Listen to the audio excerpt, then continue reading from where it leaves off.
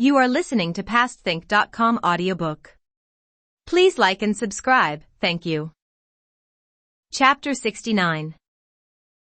A scheming woman kills with a borrowed knife, and one who has ceased to hope swallows gold and dies. Ergia was full of gratitude when she heard what Xueqin was planning to do for her, and gladly accompanied her to the inner mansion. Xueqin, feeling that, in spite of what had been agreed, she could hardly stay away when her own stepsister was being formally presented to the family, went along with them, on the express understanding that she herself would say nothing and that, in the event of there being any opposition, Xueqin would take sole responsibility. When the three of them arrived in Grandmother Jia's apartment, the old lady was talking to Bao Yu and the girls, such conversations, enlivened by much joking and laughter, being nowadays her principal source of amusement. Seeing Xueqin come in accompanied by a beautiful young woman, she screwed up her eyes and peered at the latter with curiosity. "Well now, who is this charming young person?" "Have a good look, Grandma," said Xueqin, taking Ergia by the hand and drawing her forwards. "Tell me what you think of her." "Quick, make your kowtow," she whispered to Ergia. "This is Lien's grandmother." When Ergia had completed her obeisance, Xueqin pointed to each of the cousins in turn and told her their names. "You can make your curtsies to them later, after you have been to see their ladyships," she said. Ergia had to greet each of the cousins by name, as if she were meeting them for the first time. After that she stood, with head demurely lowered, to one side. Having studied her face for some moments, Grandmother Jia raised her head to think, but presently gave up with a laugh. "It's no good," she said. "I can't think who it is. But I'm sure I've seen her somewhere else before." "Never mind about that, Grandma," said Xueqin laughing. "Just tell me what you think of her. Is she prettier than me?" Grandmother Jia put on a pair of spectacles. "Bring the child a little closer," she told Faithful and Amber. "Let me have a look at her skin." Amid suppressed titters from the others present, Ergia was hustled forward. Grandmother Jia looked her up and down very carefully. "Hold her hand out," she said to Amber. "Let me look at her hand." When the hand had been inspected, Grandmother Jia took off her spectacles and laughed. "Flawless. Yes, she's prettier than you." Xueqin laughed too, then, kneeling down, proceeded to repeat, more or less word for word, what she had told Xueqin she would say. "Will you be very kind and let her stay here, Grandma? She wouldn't begin living with Lien until next year, when she is out of mourning." "Yes, that's perfectly all right," said Grandmother Jia. "Very good of you to have suggested it. I'm very glad. Provided, as you say, that she and Lien don't start sleeping together until next year." Xueqin kowtowed. Then she asked Grandmother Jia if she would mind deputing two of her women to take Ergia around to see Lady Xing and Lady Wang, and whether it would be all right for them to say that Ergia was being installed on Grandmother Jia's initiative. The old lady consented and Ergia was led off to see the other ladies. Xueqin's failure to take adequate steps for procuring her husband an heir had for some time now been a source of anxiety to Lady Wang, for she knew that her niece's reputation must be suffering as a consequence. She was therefore delighted, when Ergia was presented to her as Jia Lien's new concubine, to learn that it was Xueqin herself who was responsible for the arrangements. Now that Ergia's union with Jia Lien had been brought into the open, it was possible to move her from the garden into the apartment in Xueqin's courtyard that had been prepared for her.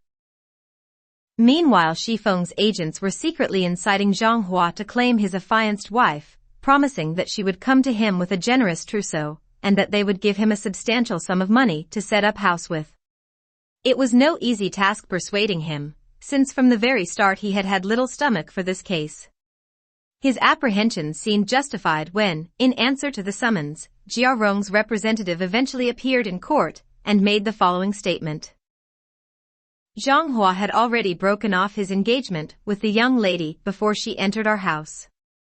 She did so in any case, merely as a kinswoman, already related to the family by her sister's marriage. There was never any talk of forcing her into matrimony. Zhang Hua trumped up this case against my master, because my master was attempting to recover some money owing to him which Zhang Hua was unable to pay. The censor, whose past connections with both the Jia and Wang families, not to mention the substantial bribe he had pocketed only the night before, inclined him to accept this as a reliable version of the facts, ruled that Zhang Hua was a person of untrustworthy character, driven by destitution to make a number of malicious and defamatory accusations against the defendants, none of which could be substantiated. The charges in the indictment were dismissed and Zhang Hua was sentenced to be flogged and driven from the court. By distributing money in the right quarters, Cheerful was able to ensure that the flogging administered was a light one, and got to work again on Zhang Hua as soon as it was over. There's no question you were betrothed to this girl. If you go back and tell them that it's the girl you want and nothing else, they're sure to give judgment in your favor.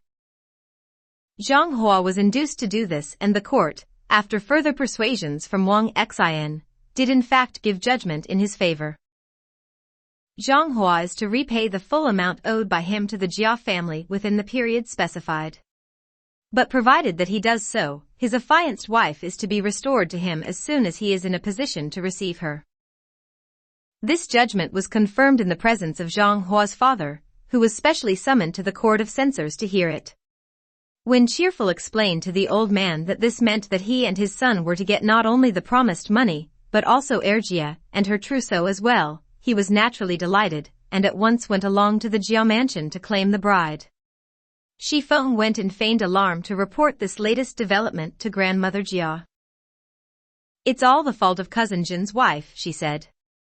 It seems that the Zhang family had never agreed to break off this earlier engagement, and now they have sued us, and the court has given judgment against us. Grandmother Jia summoned Yusher from the other mansion, and rebuked her for her carelessness. It seems that your sister's betrothal before she was born to this Zhang person was never properly broken off, and now his family are suing us.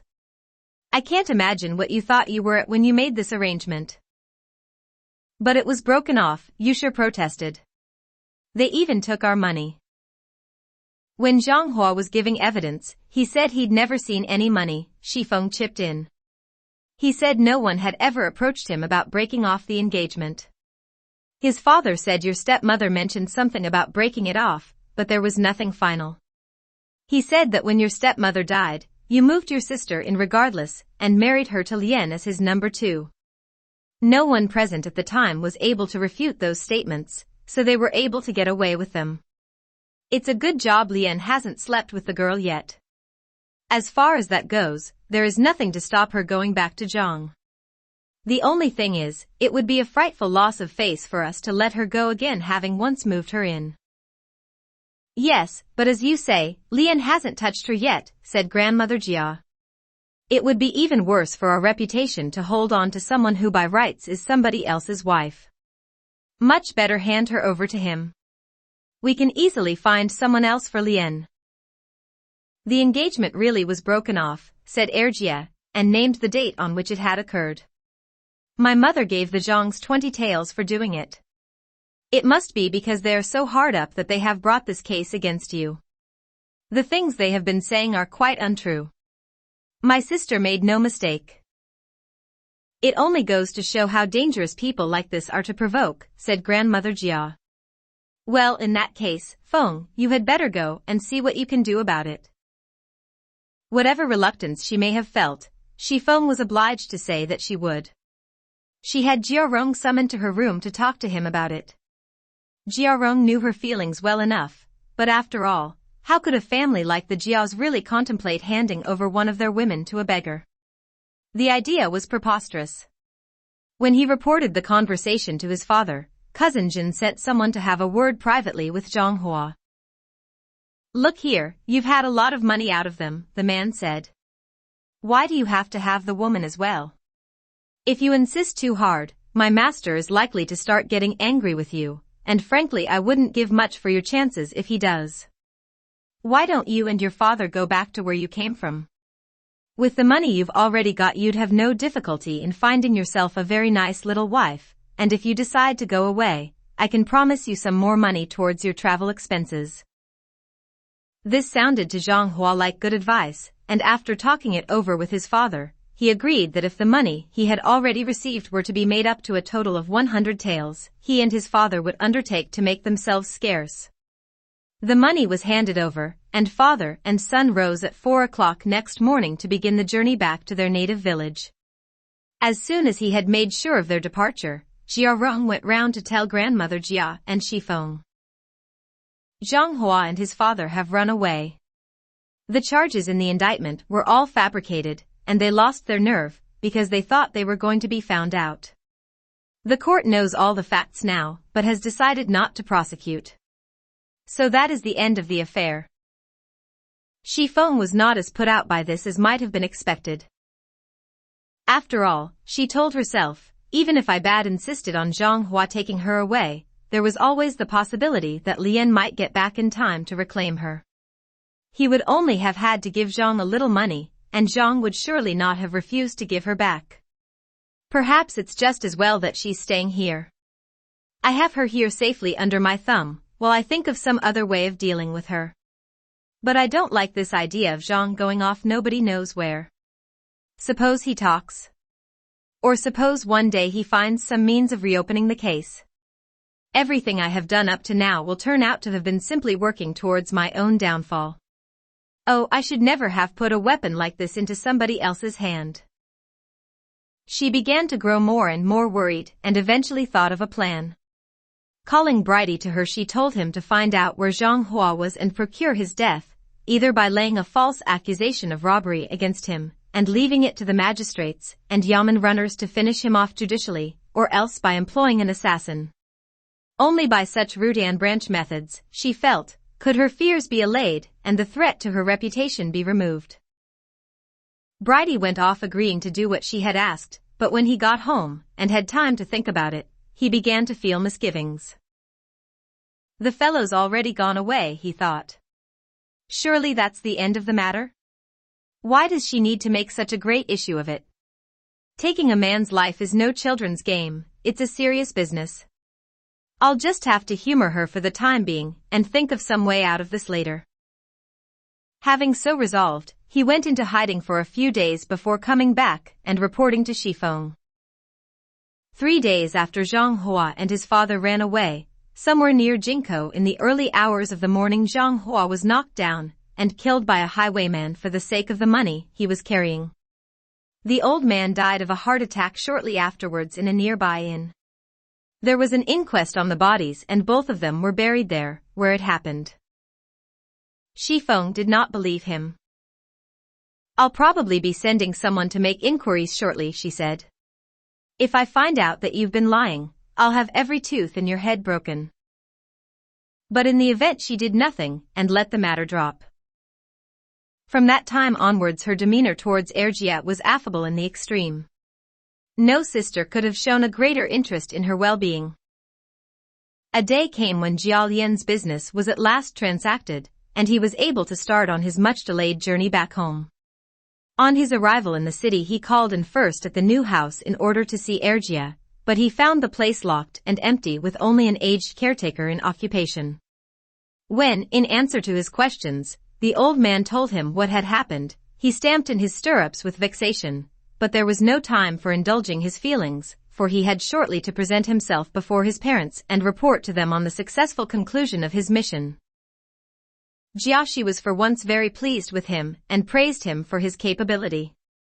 He gave him 100 taels as a reward and a 17-year-old girl from his own room called Autumn as a concubine. Jia Lian kowtowed to receive his presents. He felt enormously pleased with himself, but there was a slightly hangdog expression on his face when, after he had seen grandmother Jia and the rest, he appeared once more before his wife. To his surprise there were none of the expected recriminations. Shifeng seemed, indeed, to have become a different person. She came out to meet him with Erjia at her side, confined herself to questions about his health, his stay in Ping'an, and the journey back home, and made not a single reference to his deception. When the time came for him to tell her about Autumn, he was unable to prevent a certain pleased smugness from stealing over his face. At once Shifeng ordered 2 of the married servants to go round in a carriage to collect her. Here was another thorn in her bosom, even before the first one had been extracted. Yet not a trace of what she felt was allowed to show itself in her expression. With the same unchanging smile she ordered a welcome home dinner for her husband and took Autumn to make her kowtows to grandmother Jia and Lady Wang. Jia Lian privately marveled at the extraordinary change that had come over her. It need hardly be said that Shi Feng harbored feelings about Jia very different from the ones her outward show of friendliness might have suggested. Once or twice when they were alone together she confided to her, in a sisterly manner, of course, that her reputation in the family was a very unsavory one. "There is a nasty little story going around, my dear, that you weren't all you should have been before you were married. They say you were much too thick with cousin Jen. I'm afraid even Lady Jia and Lady Wang seem to have got hold of it. They are beginning to ask me why I picked someone whom no one else would have, and why I don't put you away and choose somebody more suitable." Needless to say, when I first heard this story I was flabbergasted. I've tried to find out who started it, but I've had no success. Oh, these servants. Just as I thought I'd done something to feel proud of, I find that I've got a fish's head like this on my plate to contend with. Shi Feng's sympathy for Jia was so great that, after telling her all this a couple of times, her indignation against these anonymous traducers caused her to become quite ill. She refused all food and drink, and began to spend the greater part of her time lying down in her room. The servants, with the sole exception of Patience, speculated freely about the cause of their mistress's illness, and Jia, though seldom named, came in for frequent criticism. Because Autumn had been presented to Jia Lian by his father, she had a very high opinion of her own importance, showing scant respect for Patience, or even for Shi Feng, let alone for a poor, unwanted creature like Jia, who was commonly known to have been a fallen woman before she married. When Shi Feng noticed this she was secretly pleased. Since Shi Feng's pretended illness, she had ceased to eat with Jia, whose meals, on Shi Feng's instructions, were now served to her in her own room. Invariably the food that was given her was inedible. Patience was so disgusted that she took to buying her things to eat with her own money, or, on the pretext of going for a walk with her in the garden, taking her to the garden kitchen where she could be given nourishing soups to eat under her supervision. Because it was Patience who did this, none of the other servants dared to inform against her.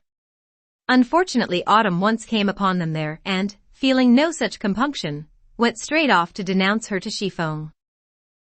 "Patience is going out of her way to give you a bad name, Mrs. Lian.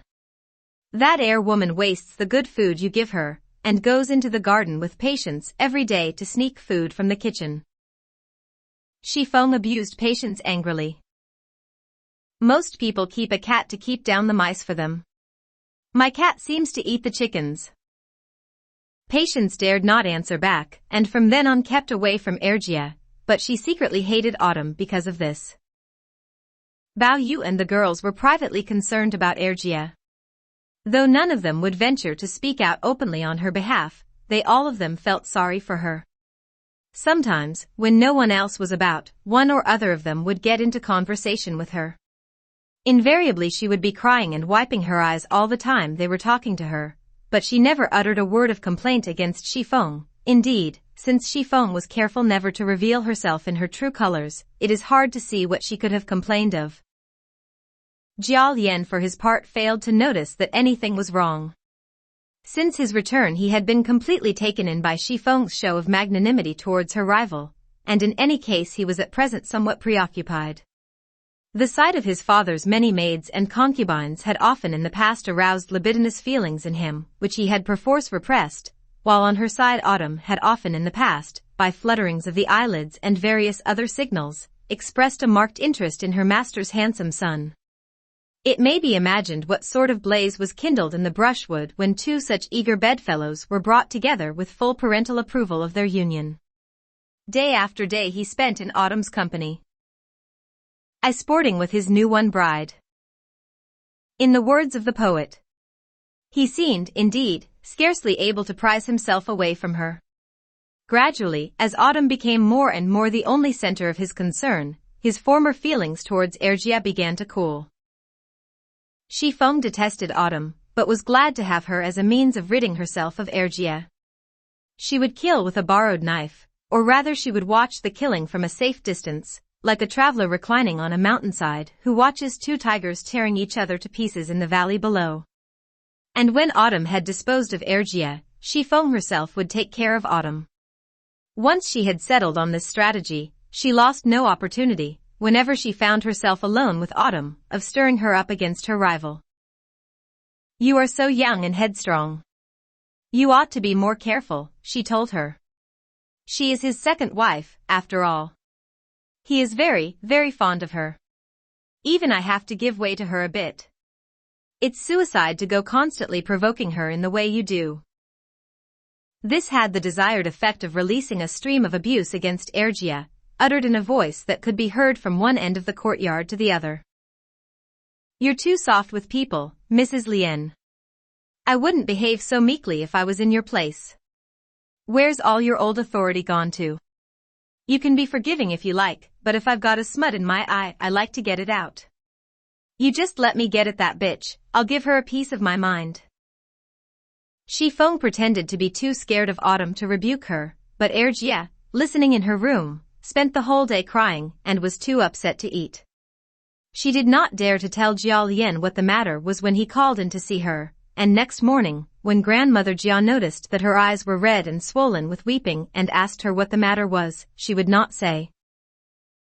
This was just the sort of opportunity that Autumn was waiting for. "She's very good at putting on this dying duck act," she confided to Grandmother Jia and Lady Wang when Ergia had gone. "We get this from her all the time. It's because she hates sharing. She wishes that Mrs. Lien and I were dead so that she could have Mr. Lien all to herself." "It's possible to be too attractive," said Grandmother Jia. "They say that a jealous nature often goes with it.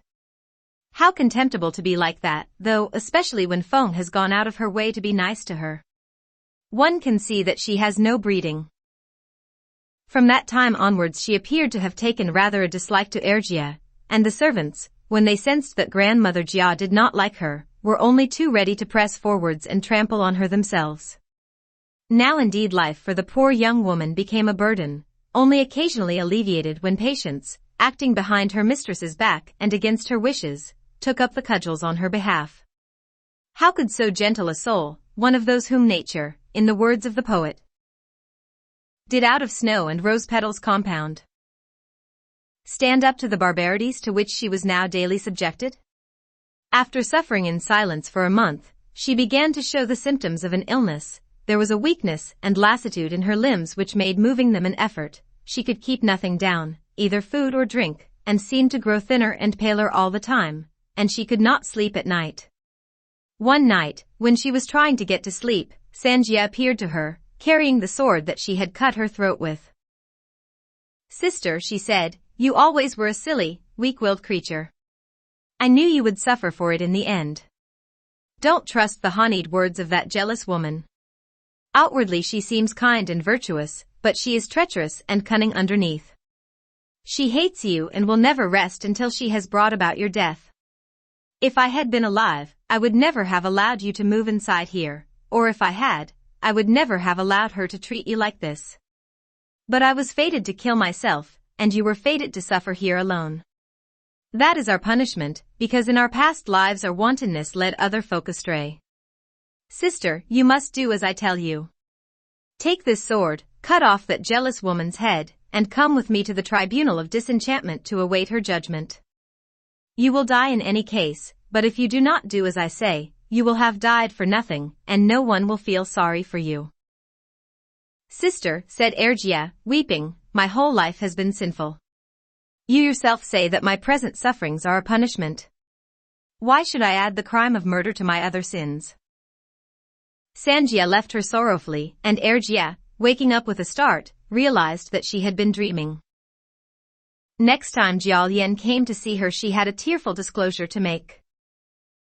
"This illness I am suffering from will not get better. It is half a year now since I came to you and already I am with child. It might be the son you want, though of course we cannot know that until it comes. If heaven is merciful, I hope I may live long enough to bear it, but I fear I may die before, and the child with me." "You mustn't worry," said Jiao Lian, weeping himself. "I'll get a first-rate doctor to cure this illness." He lost no time in sending for one.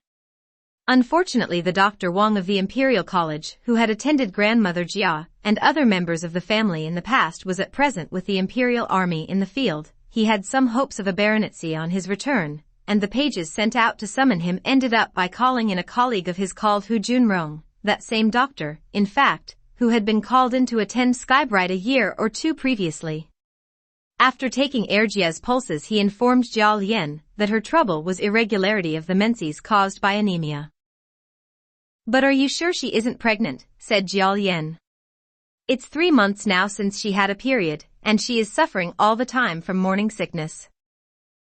When he heard that, Hu Junrong asked the old women in attendance if he might have Erjia's arm again. It was thrust out through the curtain, and he spent a long time feeling the pulses in it a second time. "It's true that in a case of pregnancy the pulse from the liver would be a strong one," he said finally. "On the other hand, wood in the ascendant generates fire, which can by itself cause the drying up of the menstrual fluid, so a strong liver pulse may be indicative only of an irregularity in the menses, and not of pregnancy. I wonder if I might have a look at the lady's face? Before I finally decide on the right treatment, I should like to see what sort of color she has." The request was an unusual one, but Jia Lian felt he had no choice but to grant it. The bed curtains were drawn back a few inches and Erjia thrust her head out through the slit. The vision thus presented to him seemed to deprive the doctor temporarily of his senses, so that it is doubtful whether he was able to make any observations of diagnostic value while he was goggling at it. After a moment or two the curtains were drawn to again, and Jia Lian accompanied the doctor outside, and once more asked him for his opinion. "It isn't pregnancy," said the doctor. "There is some clotted blood which is holding back the natural discharge. The important thing is to disperse the clot and get her menstruating again." He wrote a prescription out and took his leave. Jia Lian sent someone to pay him and also to purchase the drugs named in his prescription. The medicine was made up, infused and taken. From about midnight Erjia began to suffer from continuous abdominal pain, and after what seemed hours of agony, produced a fetus already sufficiently developed to be recognizable as a male child. This was followed by continuous bleeding, in the course of which she fainted away. Jia Lian cursed Hu Junrong bitterly when they told him. He sent someone immediately to call another doctor. He also sent someone to look for Hu Junrong, but Hu Junrong, having got wind of what had happened, had already packed his bags and disappeared. The new doctor was not encouraging. "Obviously your lady's constitution was not very robust to start with. It looks to me as if in the course of her pregnancy she must have been subjected to some sort of emotional distress resulting in a congestion of the pneuma. By mistakenly attacking this with a far too drastic dispersant, I am afraid the previous consultant has done a lot of damage. The vital essence has been 80 or 90% impaired. As things look at present, I am afraid I really cannot guarantee a cure. I propose a treatment using both liquid and solid medicines simultaneously. If you can make quite sure that she neither sees nor hears anything likely to upset her during the treatment, there might be some hope of improvement." Having given his diagnosis he departed, but not before writing out 2 prescriptions, one for an infusion and one for some pills. Jia Lian was beside himself. He insisted that the culprit responsible for calling in Hu Junrong should be discovered, and had him beaten within an inch of his life. But Jia Lian's distress was as nothing compared with the transports of grief displayed by Shifeng. "It is beginning to look as if we are fated not to have a son," she lamented. "To think that a doctor's incompetence should ruin everything, just as we were so near to having one." She had a little altar to heaven and earth set up on which she burned incense, and in front of which she knelt down and prayed with the utmost fervency for Erjia's recovery. "Let me be ill instead of her," she prayed. "Only let Yusher's sister get well again and bear us a man-child, and I vow to spend all my remaining days in prayer and fasting." Jia Lian and all the others who saw her and heard her pray were filled with admiration. While Jia Lian and Autumn were alone together, Shifeng had all sorts of soups and invalid slops made specially for Erjia. She even sent the characters of Erjia's nativity to a fortune-teller to have her fortune told. The fortune teller sent word back that Ergia's stars were temporarily in collision with those of some other female born under the sign of the rabbit. A rapid investigation revealed that Autumn was the only person in the household born under that sign. It was her astral influence that was harming Ergia. The sight of Jialian rushing agitatedly about, calling for doctors, ordering medicines, dispensing curses and floggings among the servants, and in general showing a most singular devotedness to Ergia, had already caused Autumn's system to secrete several gallons of vinegar. Her jealous fury when she was informed that Ergia's illness was due to her influence, and when she was urged by Xifeng to move elsewhere for a few days in Ergia's interest can be imagined. "Who pays any attention to what those beggarly swindlers tell you?" she said. "It's all rubbish anyway. How can I have any influence on her? I have nothing to do with her. The water in the well. And the water in the sea. I've naught to do with you. Or you to do with me. Precious little darling." She saw plenty of all sorts when she was living outside.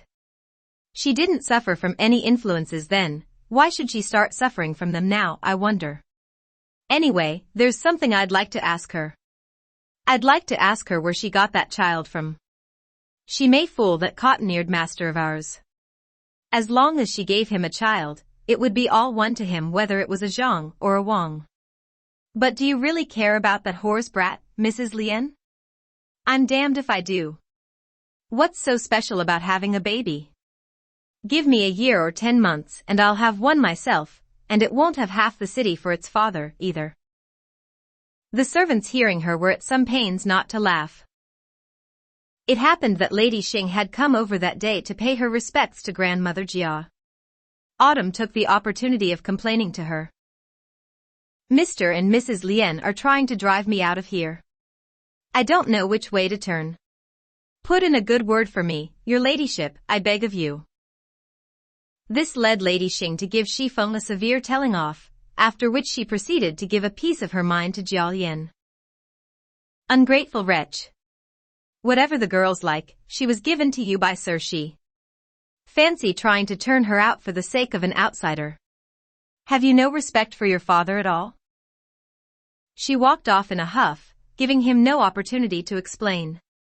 Autumn, now thoroughly cock-a-hoop, stood outside Ergia's window and favored the world at large with an expanded and even more abusive version of what she had said earlier to Xifeng. Ergia, lying inside, heard every word of it, as she was meant to, and was deeply distressed.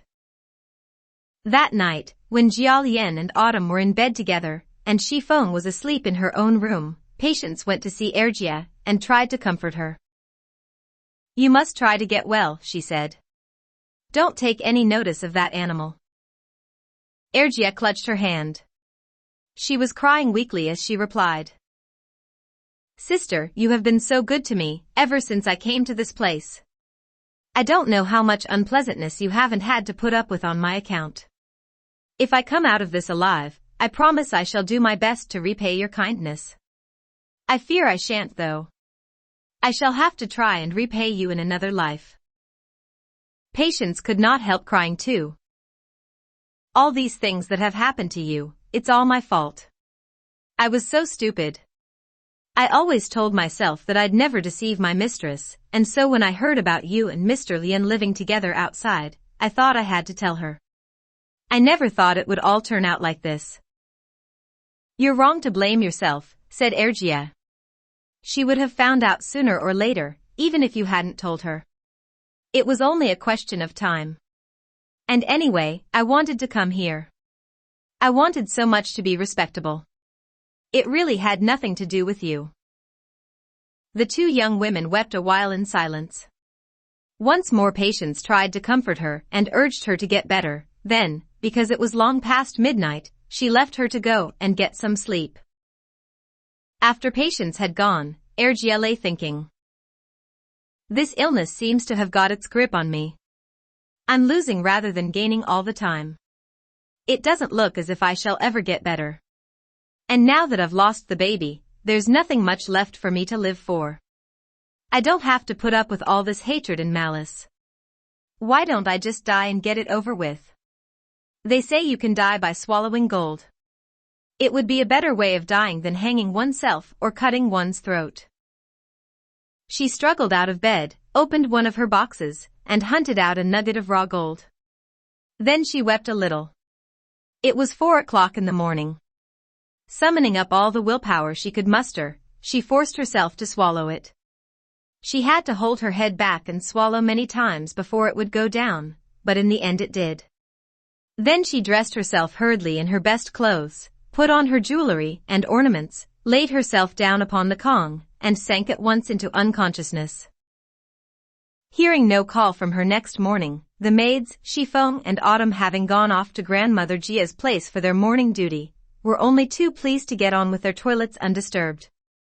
Patience was disgusted by their callousness and reproached them bitterly. What you girls need is a really hard-hearted mistress, one who would curse you and beat you every day. There's a sick woman in there, can't you feel any sympathy for her at all? Even though she's so easily put upon, I'm surprised you don't show her a little consideration, if only for appearance's sake. Everyone helps to push over a falling wall, they say, but don't you think you carry it a bit too far? Shamed by her reproaches, the maids pushed open Ergia's door and went inside to look. They found her dressed up in all her finery and stretched out dead upon the Kong. Their frightened screams brought Patience running in as well. She could not help weeping out loud when she saw the cause. The other servants, too, when they remembered how sweet and gentle Ergia had been, and how unfailingly kind to her inferiors, were moved to tears by her death, but they were also scared of Shifeng that they dared not let her see their tears. Soon everyone in the household had heard the news. When Jiao Yan arrived, he clung to the corpse and wept uncontrollably. Shifeng made a show of weeping too and hypocritically reproached Ergia for her cruelty. "Hard-hearted sister," she wailed. "How could you bear to leave me like this when you knew how much I cared for you?" Yusher and Jiarong also came and wept a while, after which they urged Jiao Yan to cease his lamentations and begin to perform his duties. The first of these was to report Ergia's death formally to Lady Wang and ask if he might lay out the body in Pear Tree Court for 5 days, and after that move it to the Temple of the Iron Threshold. Lady Wang gave her permission, whereupon he at once sent servants to open up Pear Tree Court and make the principal room in it ready to receive the corpse. Jiao Yan did not like the idea of Ergia's leaving the mansion for the last time by way of the rear gate and into the back streets beyond. He therefore opened up the gate in the outer wall of Pear Tree Court, giving on to the passageway between the two mansions which led into 2 Duke Street. Anings were put up on either side of this gate to accommodate sutra-chanting monks. A beautifully embroidered satin pall was draped over a camp bed, and Ergia's body laid on it, and covered over with a sheet. On this it was carried by 8 pages, followed by a number of married women servants, along the foot of the inside walls, and all the way to the room in Pear Tree Court, which had been made ready for it. The official geomancer had been summoned and was waiting there in readiness. He lifted the coverlet back to look at Ergia's face. She looked almost alive, if anything even more beautiful than in life. The sight provoked a fresh outburst of grief from Jiao Yan. Once more he clung to her and wept. "My poor wife," he sobbed. "You should never have died. I blame myself for allowing this to happen." Jiarong nervously urged restraint. There, uncle. Take it easy. She was unlucky, poor auntie. That's all you can say about it." He pointed in the direction of the wall separating Pear Tree Court from the mansion. Jiao Yan, understanding his meaning, lowered his voice, though he continued to reproach himself. "I was too careless. I should have noticed what was going on." He addressed himself to the dead woman. "One of these days I shall get to the bottom of this, and you shall be revenged." At last the coverlet was replaced and the geomancer made his pronouncement. "I am assuming that she died at the end of the 5th watch. In that case you won't be able to take her out of here on the 5th day, I'm afraid. It will have to be either the 3rd or the 7th. For the encoffining, the best time would be 4 o'clock tomorrow morning." "The 3rd day is much too soon," said Jiao Yan. "It will have to be the 7th. I couldn't keep her here much longer than that, because my uncle and my cousin are both away, and I should need to have their permission, but I am planning to do much more for her when we get her to the temple outside. I'd like to keep her there for the full 35 days, and give her a really decent funeral with a requiem, and so forth at the end of it. We can take her south to Nanking and bury her in the family graveyard next year. The geomancer agreed to all this, wrote out the burial license, and took his leave. Various male kinsmen, Bao Yu was the first, came over to help Jiao mourn. When they had gone, he went back to his own apartment to look for Shifeng, and ask her for some money to buy timber for a coffin with and pay for the funeral. Now Shifeng had used her illness as a pretext for not accompanying the others to Pear Tree Court. She claimed that she had received strict instructions from Grandmother Jia and Lady Wang that until she had fully recovered she was to avoid all places connected in any way with birth, sickness or death. She refused to go into mourning for the same reason. The ban did not, however, prevent her from slipping out into the garden when everyone else had gone, making her way round it between the rocks and the perimeter wall to the foot of the wall that separated it from Pear Tree Court, and eavesdropping on what was going on inside. She could not hear very much, but enough to send her scurrying back to Grandmother Jia to report on what Jiao Lian was up to. Grandmother Jia was indignant. I never heard such nonsense. When a consumptive child dies, one just burns it and scatters the ashes. Burying her in Nanking indeed. What can the man be thinking of? If he feels he has to do something special for her because she was his wife, let him observe the 35 days. But after that he should either have her carried out and burned or else buried in the common graveyard. Nanking, indeed. Shifeng laughed. That's what I thought, but it wasn't for me to say. Just then a maid arrived from Jiao Lian, looking for her. Mr. Lian's back, madam. He's waiting for you to give him some money. Shifeng went back to see him. What's this about wanting money? She asked him. Don't you know how difficult things are lately? Every month now our allowance falls short of our expenditure. I managed to raise 300 taels yesterday to pay some of the bills with by pawning 2 of my gold necklaces. There's still 20 or 30 taels of that left that you can have if you like. She told Patience to get it out and give it to him, then, muttering something about Grandmother Jia having something more to say, she went away again, leaving Jiao Lian speechless with resentment. He was obliged to go through Erjia's drawers and cupboards looking for the savings he had entrusted to her. But someone seemed to have been through them before him, for all he could find were a few bits of broken jewelry, and a few far from new silk dresses. The sight of these clothes which she had worn brought on another outburst of anguished weeping. He felt sure there was something suspicious about her death, but dared not utter what he thought. He made the things up into a bundle, and was apparently intending to take them outside and sell them, for he had called no servant, and when Patience saw him was carrying the bundle himself. She found the sight of him carrying it both pathetic, but also a trifle ludicrous. Hurriedly abstracting a packet containing 200 taels of miscellaneous bits and pieces of silver from one of Shifeng's chests, she drew him into one of the side rooms where no one could see them, and gave it to him. Pest. Not a word. And by the way, if you want to cry, you can cry as much as you like outside, but for goodness sake don't make an exhibition of yourself here, where everyone can see you. You are right, said Jiao Lian, taking the money. He handed her a skirt out of the bundle. Here, take this. It's something she often used to wear. Keep it to remember her by. As he was insistent, she took it from him and put it away with her things. Now that Jiao Lian had some money, he sent someone to buy timber for the coffin. Unfortunately, the best planks turned out to be too expensive, and the more modestly priced ones did not meet with his approval. In the end he got on his horse and insisted on going to see for himself. The outcome was that a set of planks costing 500 taels, and obtained by him on credit, were delivered from the timber merchants that evening. The carpenters were set to work on them immediately, and ordered to go on working through the night so that the coffin should be ready in time.